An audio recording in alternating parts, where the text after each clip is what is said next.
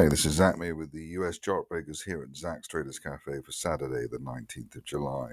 Starting off with the S&P as usual, and we're close to the top of that broadening triangle there from May last year, 63.80, the handle there. Looking for that to be hit sometime by the end of this month, especially while we're on the right side of recent support towards 6,200. Worst case is we've got to test 61.50 on any rug pull, which was the old February resistance, but at the moment not really expecting anything worse than that. Moving along to the Nasdaq, and here very close to our triangle target line there. I suppose that's nominally at 23,200 now, so basically there, but just needed the odd day or two's worth of gains. At least while we're above the recent support area, 22,600, looking for that 23,200 zone. On the downside, 23,000 or 22,200, the worst that we were expecting, which was the old February resistance. Moving on to the stocks, which are perhaps a little bit more dynamic than the indices are at the moment. Starting off with AgEagle, and here we've got the market in a rising trend channel base. Floor of the channel there, basic level with the 50-day moving average at $1.12, and looking at the top of the channel there, $3.50 by the end of next month, especially while we remain on the right side of $1.80 recent broken resistance. Moving along to a stock which I think we have covered before, because there are trend lines left there. Beautiful sort of U or saucer-shaped turnaround has been developing here. We had the target there as high as $4.70, and that's obviously been exceeded. And looking for the shares to remain above recent resistance from March around $4, ahead of a potential fresh move to the upside, $6 plus, which was resistance on the way down.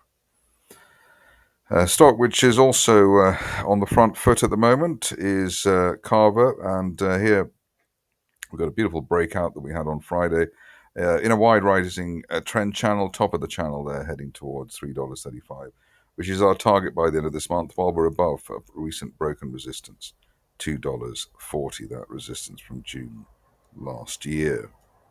Another stock on the move is coming up, and it's Cyclacel, and here another rising trend channel base. What's interesting here is that there's not much actually data to go on in the recent past, but we have seen this sort of V-shaped bull flag, as I call it, just under the 50-day line there, $17.27. Looking for the shares to hit up to the $50 area, $47. $40 or $48 by the end of next month, if we can get a decent and hopefully explosive break of that 50-day line in coming days. Ideally, we stay above recent support around $7. You can see there's been an RSI 50 rebound.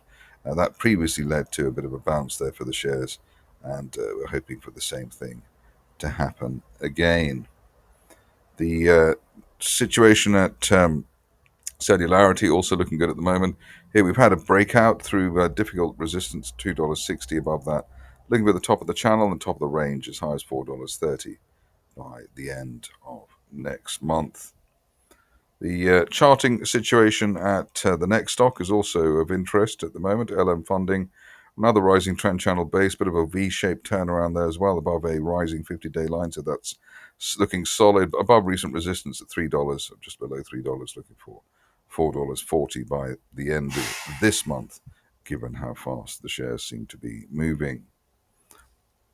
We've got another bullish contender in the form of Luda, and here we've had break back above the rising 50-day line there at $4.56. Ideally, we stay above that old March resistance around $5.40. We can do that.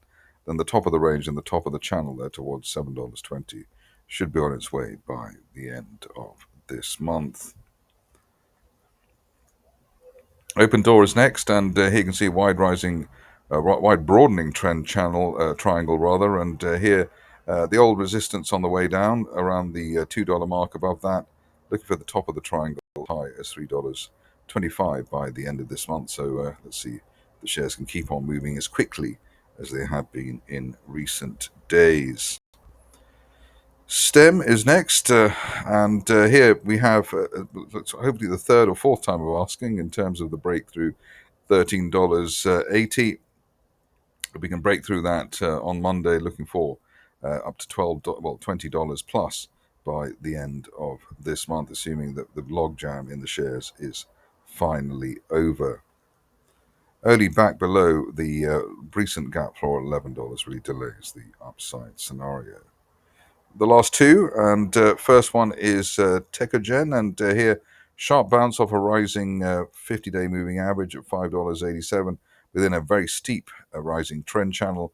We're looking at the top of the channel there, $15 plus by the end of next month, while we're above the 50-day line in the price channel floor, $5.87. Last on the list is Telomir, and here a massive gap to the upside, bear trap gap reversal within a broadening triangle. Top of the triangle there, $3.10, so that is a level to break if we're going to see any more. Otherwise, support coming in hopefully at the 50-day line, $1.87. If that is the case, then obviously we can have another go at $3 plus by the end of this month. That's it for me today. More updates during the week.